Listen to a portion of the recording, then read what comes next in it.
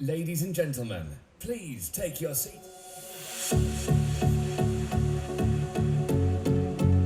Please welcome the next speaker on stage, Siddhant Agarwal, Program Coordinator, Google.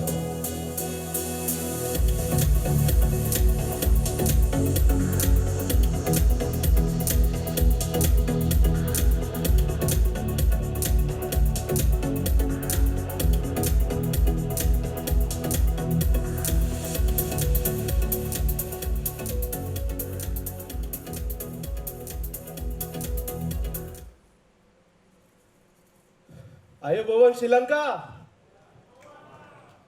I can't feel the energy in the room. Komade. Komade. I can't feel the energy. I need to feel the energy. That's only I can get started. How are you all? Good? Yes? Come on. How are you all? Awesome. Cool. My name is Siddhant. I work with developer relations team at Google in India as a program coordinator. Let me give a quick snapshot of what we do at Google in India. So we have a bunch of communities program like GDG, we have Women Tech Makers program, GDG Cloud, Developer Student Clubs. We have an influencer program called Experts, GDE program, Google Developer Experts. Do we have any GDs in the house? A quick show of hand, please. Oh, awesome. Thank you. We have startups program called Launchpad. Has anyone heard of the term Launchpad by any chance before? Great. So in India, we have 46 GDG communities, 61 Women Tech Makers ambassadors, 200 DSC leads, 51 experts, and 125,000 members all in all, touching base more than 20 startups throughout 2019 this year. That's in a nutshell about what we do at Developer Relations team in India. Let me talk about how I've come here. No, I didn't come by cruise.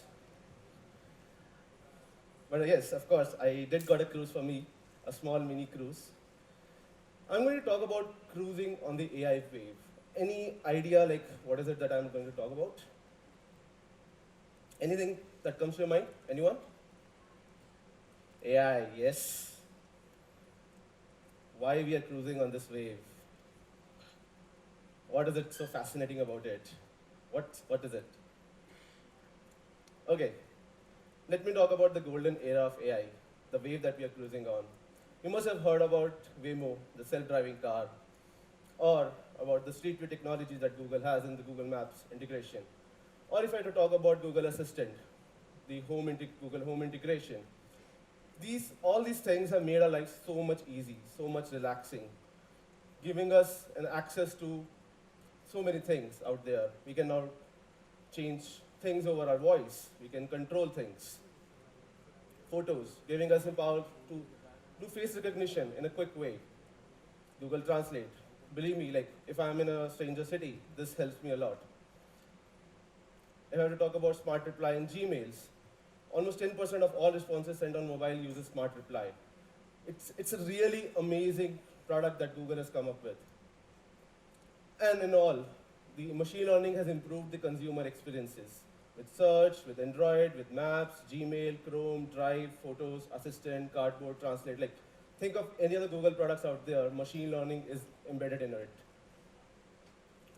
But is this wave new? Like, we're living in a golden era, but what about how it all started off? If I have to talk about the person who laid the foundation of AI, you might be thinking about John McCarthy, who is called as the father of AI. Well, for me, it's Alan Turing who laid the foundation of AI. He's considered father of modern computing and artificial intelligence. He built this machine during the time of German war to break the German army's Enigma code. And you know how much lives it saved?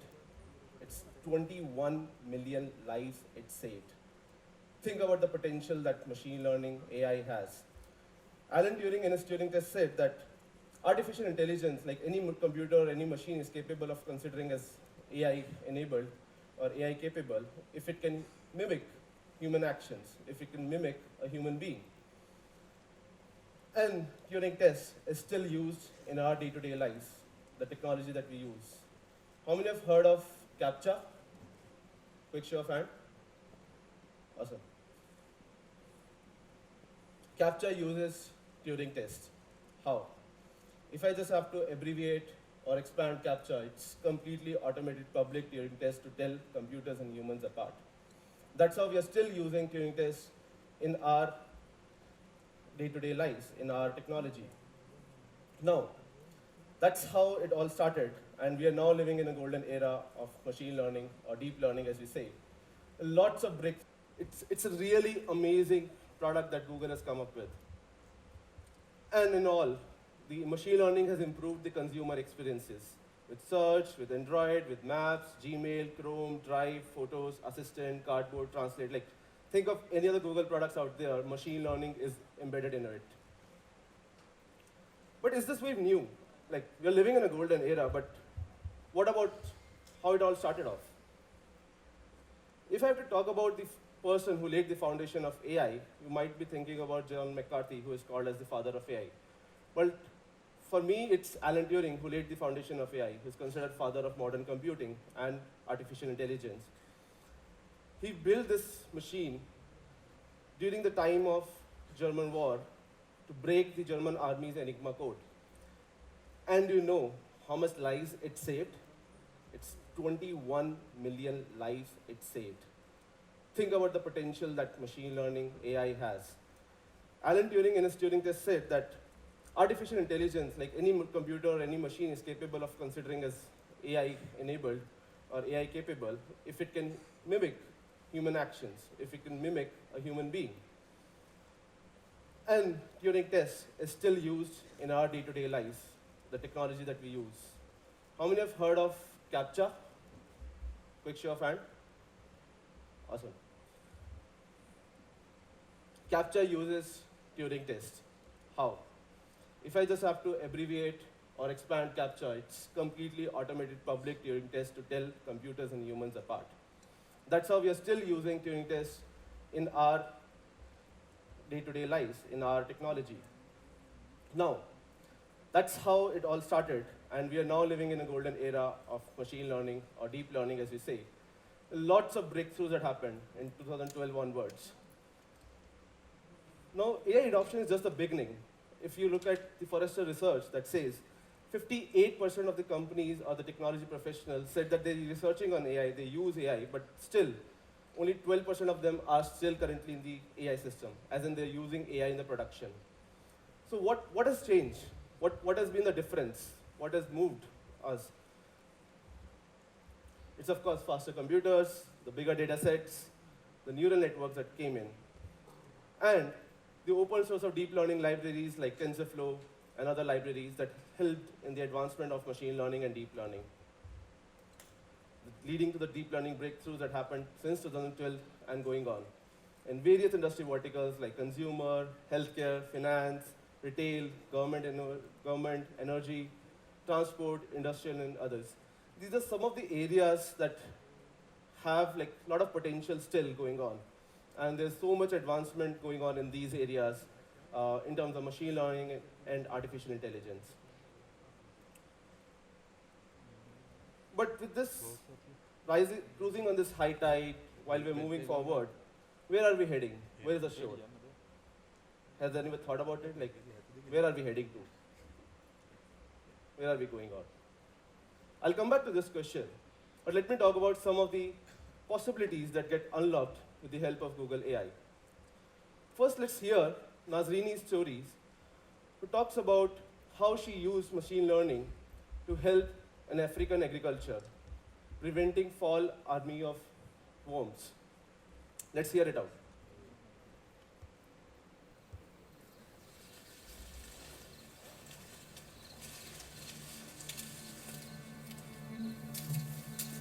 It's shocking walking through the fields seeing the devastation.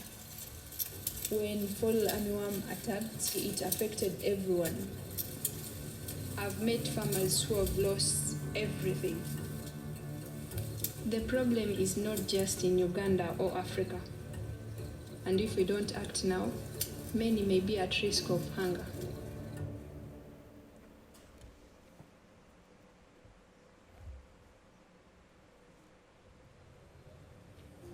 When I was younger, I didn't know what I wanted to do. But then I discovered app development, and I was excited to show people something they never thought possible. It's hard to ignore the challenges farmers face in Uganda, so I want to use my skills as a software developer to help. Ekigambo okulima ekituwa ekyakulya ate okulima nkusanyukira nnyo kubanga ssebo mwe tufuna ekyokulya ne tufunamu akasente ne tusomesa abaana. Kati na buli omu ali kukaabawukawukaako naye akantu ako tekayinza kumalawo obulwadde obwo ssebo. Teri n'omu amanyi eddagala eriyinza okukola ki kukatta.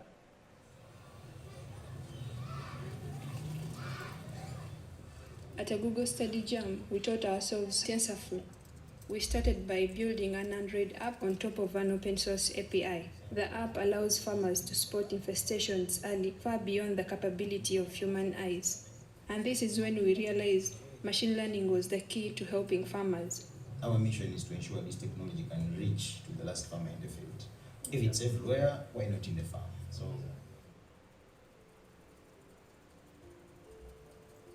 The belief I have that when I start something, I should finish it comes from my mother. So much comes from her. Entering technology, I've come across people say being in tech is not for women. When someone says I can't do something, I always try to make sure I can do it, just to prove them wrong.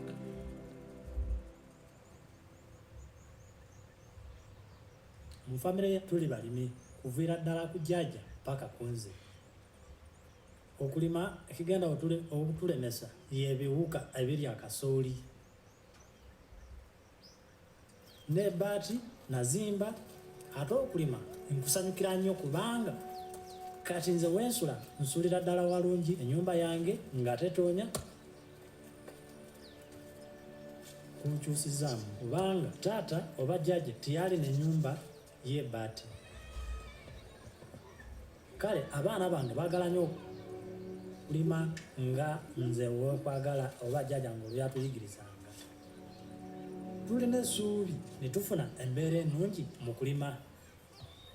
We've started to introduce our app to farmers. Our app can determine if a crop is infested with fall armyworm in real time. The app also suggests the appropriate treatment depending on the life cycle of the pest, ultimately saving harvests and reducing pesticides. Letting people know there is a chance to defeat these pests is now our biggest challenge. Mulinako engeri gye muli mu kusomesa abantu baffe abakadde okubeera nga bakozesa smartphones zino okubeera nga baaka. Kati abavubuka bonna bwe banavaayo mu bulimi tunaakola tutya? Nation yonna enaasigala awo nga tetulina kyakulya.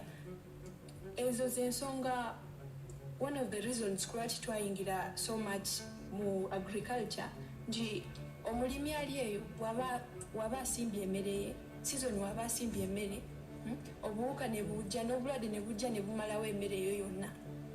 Ye yekka si agenda okufuna ebizibu nti. We are just getting started, and there are so many other sectors like health and education that machine learning could really improve. Eliminating fall armyworm is difficult right now. It's something that has not been done before, but it doesn't mean it can't be done. We've already started to see the difference we can make by working together as a community. Farming is a crucial aspect of life in Uganda, and I feel proud I'm part of a team driving to ensure our culture can continue.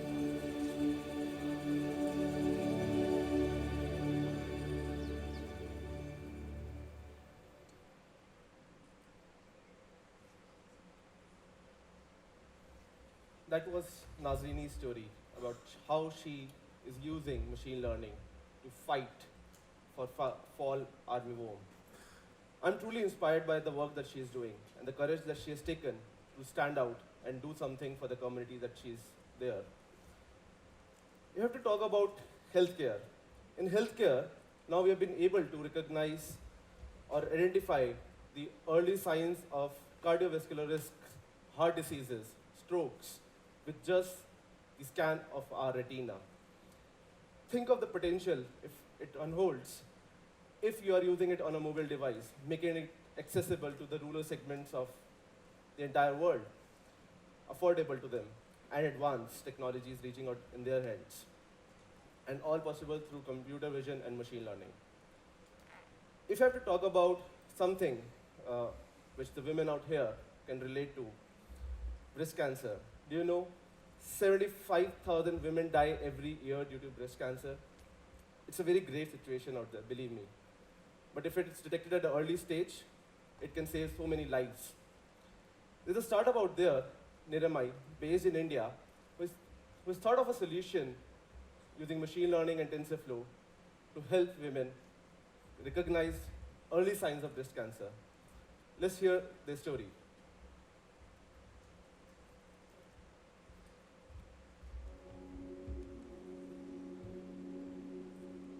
In our country, unfortunately, women do not come forward for a breast cancer screening till the time they can avoid it. And hence we end up losing 50% of the women.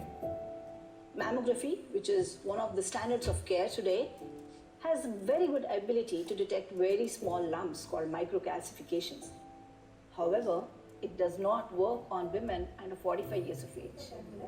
We have created a breast cancer screening solution such that we do not see the patient, touch the patient, radiate, pinch, inject, to the extent that during the screening we don't even see the person. What we do is use a simple device like this to measure the heat distribution on the chest and use machine learning and artificial intelligence algorithms to detect the location of abnormality, all within 5 minutes. The key challenge we were facing was the scale, both scaling of the technical architecture as well as the business.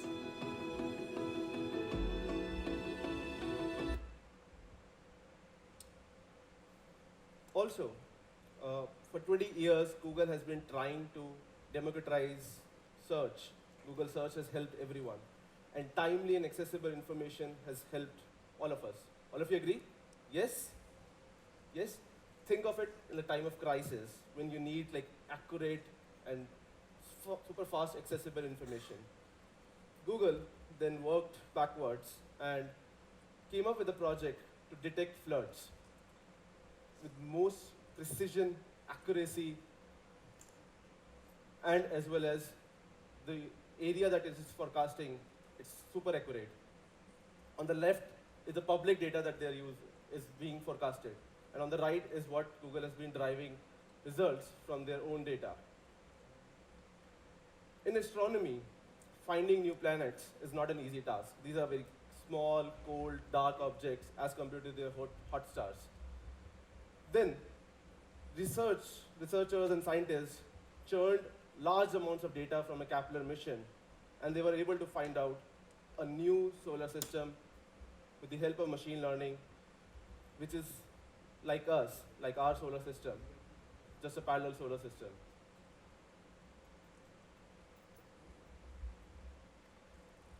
With these advancements is cloud that's playing a pivotal role as well. You're moving to large data centers and moving our data to cloud. With the help of machine learning frameworks and Google Cloud, it's becoming super easy for all of us to churn the data, to analyze the data using various technologies like AutoML, like machine learning APIs. You can use whichever you are comfortable with. Also, there's something called as Edge TPU. It's basically Google's purpose-built ASIC chip designed to run TensorFlow-like ML models at the edge. If you remember, I talked about the cardiovascular risks. If there is a potential to scan your eye retina on mobile phone and then find out what has been the risk parameter or risk factor to you.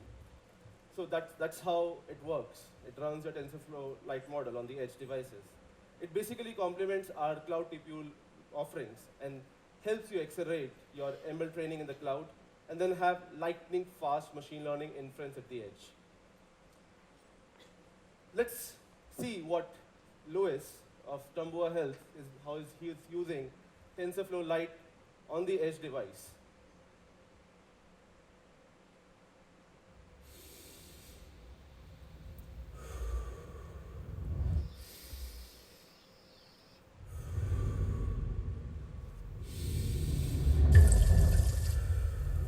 analysis is used in so many fields, such as identification of music and the identification of the type of animal based on the sounds that they produce. Sound is critical to what we're doing because physiological sounds are very important in medicine, but the traditional stethoscope hasn't changed for close to 200 years.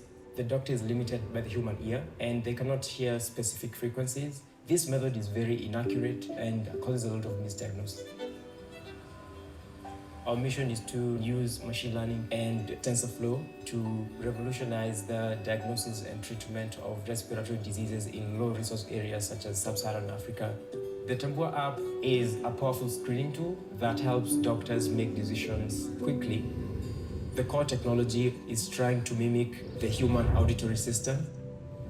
Once the patient walks in, the doctor collects the lung sounds with symptoms, risk factors, and vitals of the patient, and then the Tambua app combines all that information and gives the doctor a probability of the patient having a specific respiratory disease. Kuna any number of sounds? Eric introduced TensorFlow to us because he felt that we can use TensorFlow to go through all the stages of development to deployment of our model. Our model uses spectrograms. We take sound data from the digital stethoscope and convert it into a visual problem that the computer can best identify. We have worked with a number of clinics and pathologists, and we are able to collect data from 621 patients, and then we use that data now to build our machine learning model. Once we had trained and evaluated our machine learning model, we deployed it on our Tambua app. TensorFlow Lite helps us to perform an inference on a mobile device without the need of a connection. So doctors can use the Tambua app offline without connecting to the cloud. There are 216 healthcare facilities that are using the Tambua app and the Tambua devices. These clinics are spread out and some are very rural clinics. It's really a nice project. I can elicit a call plus the vital sounds. Then when I add with the clinical history and the other physical examination, there's no need for me to take this patient for an X-ray. Misdiagnosis, which is one of the problems leading to deaths in Kenya, is really creating a menace. Tambua is helping me. It shows me even the things that I would have missed in case I had the traditional way of doing it. Over 2.5 million people die each year because of pneumonia, asthma, COPD, and pulmonary tuberculosis. I believe that we can use machine learning in treatment and management of these respiratory diseases.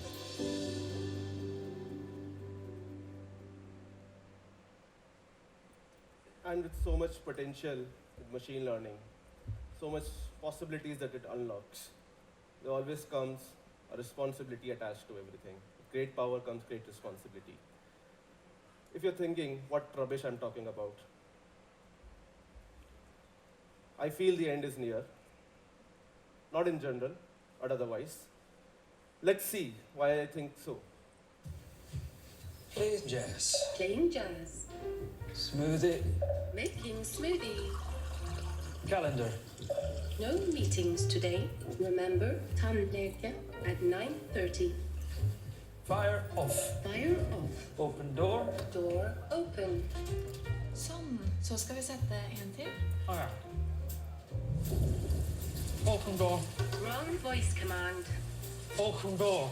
Wrong voice command. Open door. Repeat that. Open door. I didn't understand that. Hey, open door. Play on the floor. Get on the floor. Open the door. Wrong voice command. Error. Hey there. With a rock. Open door.